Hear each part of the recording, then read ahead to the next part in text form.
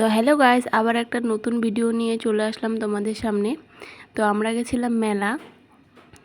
ওই যে তোমাদেরকে গেটটা দেখালাম, ওই গেটটা হচ্ছে তোমার লোকনাথ বাবার মন্দির। তো আমি যখন টিউশন পড়তাম তখন আমরা তখন এইখানে ঘুরতে আসতাম। টিউশন ছুটি হয়ে তারপরে এখানে প্রসাদ খেতে আসতাম। আমি এখানে পাশেই টিউশন পড়তাম। তো বহু বছর পরে আসলাম এখানে শ্রাবণী মেলা। তো এখানে বসে 1 মাস ধরে মেলাটা থাকে।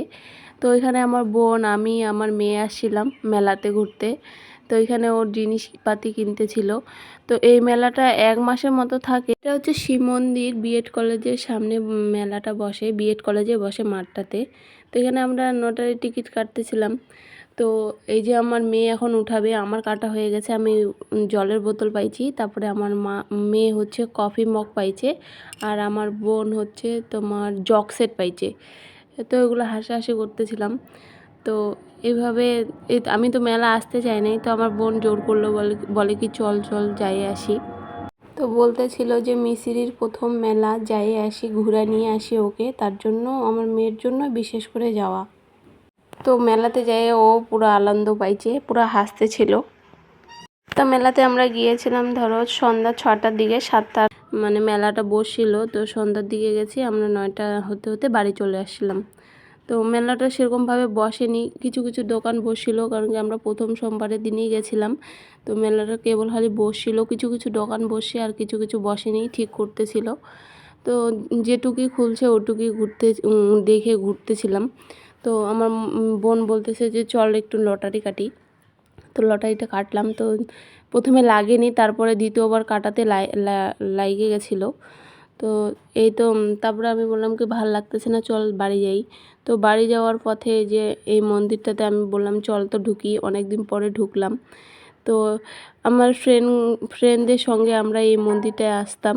আমাদের টিউশন যেহেতু পাশেই, তো এই মন্দিরে আমরা সবাই মিলে, বান্ধবীগুলো মিলে প্রসাদ খাইতাম। তো প্রসাদ টসাদ খাই দিয়ে বাড়ি যাইতাম, কারণ কি রাস্তার সামনেই এই মন্দিরটা পড়ে, আর এদিক দিয়ে আমরা বাড়ি যাওয়া আসা করি।